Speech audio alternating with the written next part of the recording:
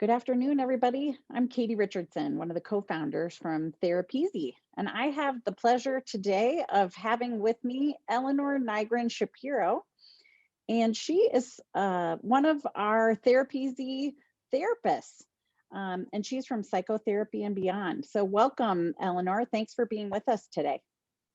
Hi, Katie. Thank you. So tell me a little bit about what made you want to become a therapist. That's a really great question. Actually, I think I started wanting to become a therapist in college. I thought I was going to be a scientist, but the psych courses really intrigued me because they started to help me understand myself. And that's basically what was my initial impetus, was wanting to understand myself. And because as a lot of people growing up, life was challenging. And then I became very involved in meditation, and I wanted to go even more deeply and share with other people what I had learned about how the human mind works and how to calm our nervous system and how to work with ourselves psychologically. I had a great kind of impetus to want to share all that and also listen to other people and get to know people. That sounds wonderful. I will tell you, I've done a little bit of meditation myself, and I know the benefits are amazing. So very cool that that's one of the reasons that you got into this. So tell me a little bit more specifically about your practice. Well, I've been in practice quite a while. I've been in practice about 40 years, and I really love working with people. My practice right now, partly due to COVID, is largely online. It's largely through secure video conferencing, which I actually find works really well for psychotherapy. I've been doing video conferencing for way longer than COVID, and I find that a lot of the methods that I use work really, really well and with video conferencing. And actually also there's a level of intimacy that can be surprising because we're just looking at each other on a screen. And so the connection is really still there that we find relationally, even online. And what else about my practice? Some of my specialties, which might be interesting to people, one of them is working with highly sensitive people. And you might guess that one of the reasons that's one of my specialties is because I am also a highly sensitive person. Another specialty is trauma and PTSD and also anxiety. And having been in practice for so many years, I work with pretty much every issue, but those are some of the ones that I specialize in the most. Great. That sounds like a really interesting kind of group of specialties. But as you said, I get it. Well, you've probably seen it all in 40 years, right? So tell me a little bit about the methods or approaches to therapy that you utilize in your practice. Okay. One of the things I think that makes my practice a little bit different and also very effective is that I am trained in a lot of different methods and approaches. I have a lot of different tools that I bring to it. And one of the ways I look at it is that I can help people get to the heart of what is challenging them and help them clear things out from the bottom up. And that's because I found that talking alone is often not enough to heal most issues, because most people that come to see me are very intelligent. They can really understand their issues. They can talk about them with friends or other people that are also very aware, and still the challenges still remain. They still feel stuck or feel like they're spinning around with some of the same things emerging over and over again.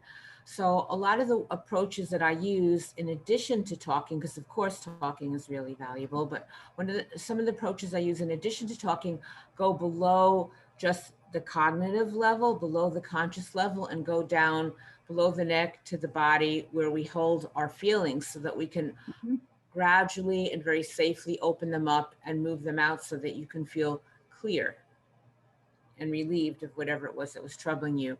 So some of the methods that do that, one of them is called EMDR, which I think a lot of people have heard of, short for eye movement desensitization and reprocessing. Another method is hypnotherapy. Particularly, I've been trained in Ericksonian hypnotherapy, which is a very gentle and deep form of hypnotherapy, which gives people options on the changes they want to make when they're in a hypnosis trance. So I don't give people a direct suggestion that says you will do this or that, but I offer them options that we have decided together. And then when they're in a deeply relaxed state, their unconscious can choose which options are best for them. I also do mind-body based therapy, body-mind therapy. So as I was mentioning, goes back down into where we're holding our feelings, like somatic experiencing is one of those types of therapy. And meditative approaches. I've been meditating for about 50 years. And so I find meditation can really help us work with our minds, with our thoughts, with our belief systems, and reach a deep place of calm and okayness. And then also brain spotting is another method which I find to be highly effective. Well, that sounds really interesting. I don't know much about brain spotting, and I'm guessing there's probably other people out there that would have the same question. So tell me a little bit more about that specifically.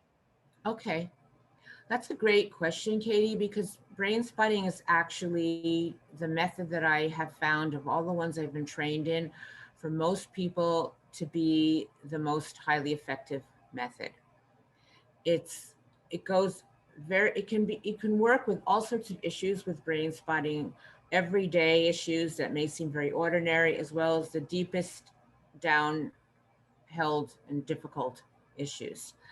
And brain spotting is actually a combination of EMDR as well as some other methods. And I've found that even though I've been trained in EMDR since the 1990s, when I learned brain spotting in about 2006 when it came out, I found it to be more effective than EMDR. It's kind of like EMDR on steroids because it uses EMDR, but also combines it with other methods and has a flow to it.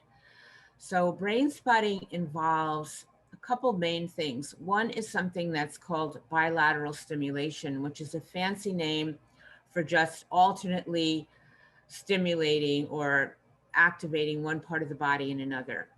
And this is that alternate stimulation is very calming to the nervous system. It helps put us in our parasympathetic, which is our rest and digest nervous system.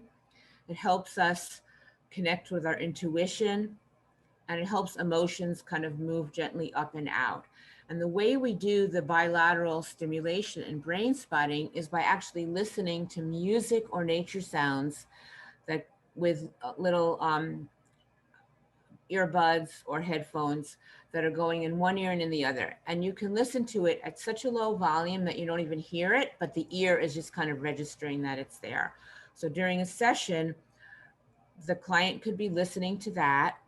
And at the same time, we find a spot that when an actual physical spot that in the room, that when you're looking at that spot, it helps your brain tap into the part of your brain and nervous system where that issue is being held or where the support inside for that issue is being held. And it always amazes me still what feelings, what information, what movement starts to come up and out when we find the spot, which is very easily found. Oftentimes people just automatically go to that spot. And what we don't necessarily realize is that we're almost always looking at a spot, and it's no accident which spot we're looking at. But in brain spotting, we use that to help direct the gaze. And there's a lot of things we do with spots. So we can move from what we call a resource spot where you're feeling your strength and your confidence to a spot where you may be feeling some of the difficulty and move back and forth. Brain spotting is also really good for supporting the positives in people, their strengths, helping with performance, as well as bringing up and healing deep trauma. So I really love that method. It's very gentle as well. Well, that is very interesting. And I was thinking to myself, wow, this probably is very good for trauma and PTSD, I'm guessing. So thank you so much for going into more detail about that. And thank you for being with us today and telling us about your practice. Again, go You're ahead. welcome, Katie. It was fun. Again, It was really it, fun. it it's Elinor Nygren Szapiro, and she's with Psychotherapy and Beyond.